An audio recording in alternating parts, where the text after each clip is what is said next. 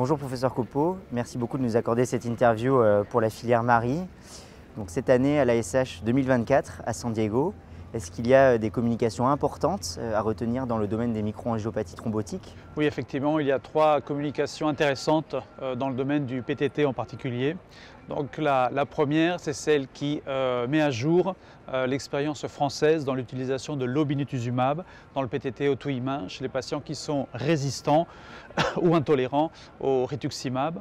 Donc on avait présenté les premiers résultats préliminaires à l'EHA et donc là, avec davantage de malades, on en a 60, on arrive avec des résultats plus définitifs. Donc sur ces 60 malades, nous avons une moitié de résistants au rituximab, l'autre moitié sont des patients intolérants qui ont fait pour la plupart des maladies sériques.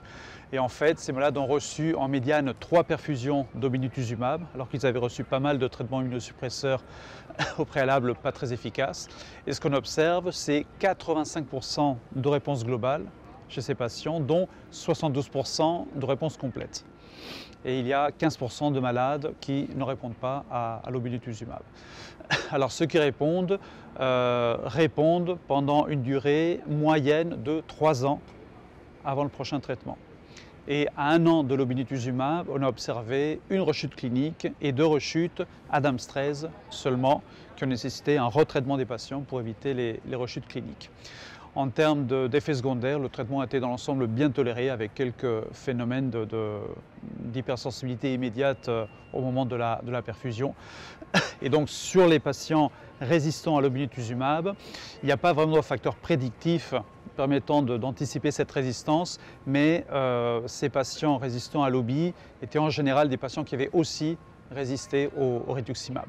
Donc ce sont des résultats très intéressants sur un grand nombre de patients qui apportent beaucoup d'arguments pour se dire que chez les patients résistants ou intolérants au rituximab, l'obinutuzumab est vraiment la thérapie de premier choix à proposer en première intention chez ces patients.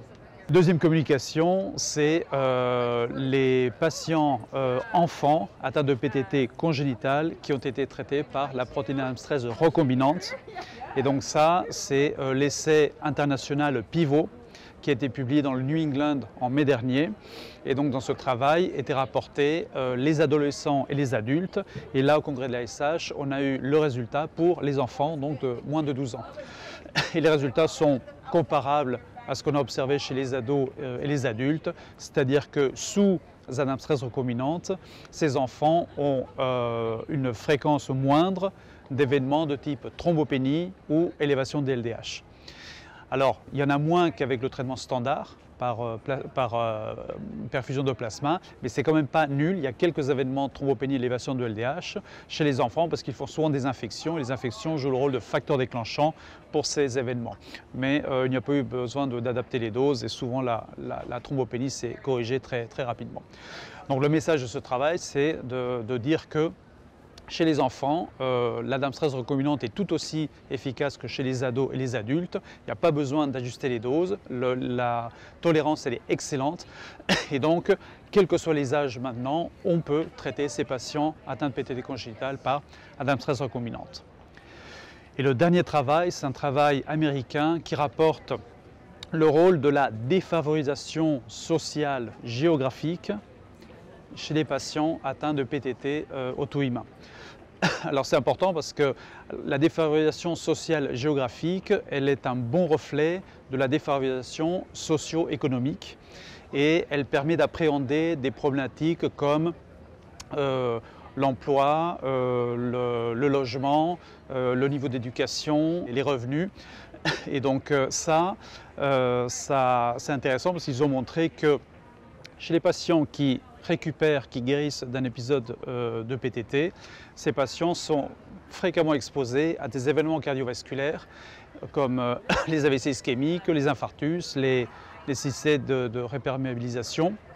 Ce sont des patients avec de nombreux facteurs de risque cardiovasculaire. Et ce qu'ils montrent là, c'est que les événements cardiovasculaires surviennent en particulier chez les patients défavorisés socialement. Alors, cette défavorisation sociale, elle est également liée à l'ancestralité. Elle est plus souvent observée chez les sujets d'ancestralité africaine. Et alors qu'en fait, on pensait que les événements cardiovasculaires survenaient plus souvent chez les patients d'ancestralité africaine à cause de phénomènes finalement intrinsèques, alors que pas du tout, c'est seulement lié à cette défavorisation sociale. Donc c'est un travail important qui illustre l'importance de lutter contre les facteurs de risque cardiovasculaire dans le PTT auto-immun, en particulier en situation de défavorisation sociale.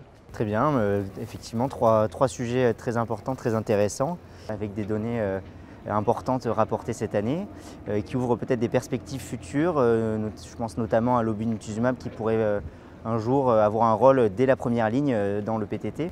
Absolument. Absolument, c'est une très bonne hypothèse. Il est tout à fait intéressant de penser que l'obinutuzumab étant particulièrement efficace chez les patients mauvais répondeurs au rituximab pourrait permettre une remontée plus rapide de l'activité Adams 13 au décours de l'épisode aigu et donc permettre de réduire la durée de traitement par caplacizumab que l'on administre chez ces patients pour les protéger des événements défavorables jusqu'à ce que Adams 13 s'améliore. Et on pourrait aussi imaginer qu'en situation préemptive, on pourrait les traiter par obinutuzumab pour améliorer le temps au prochain traitement. Donc, ce sont des questions tout à fait intéressantes qu'il va falloir maintenant explorer. Très bien, merci beaucoup pour toutes ces précisions et à très bientôt. Merci.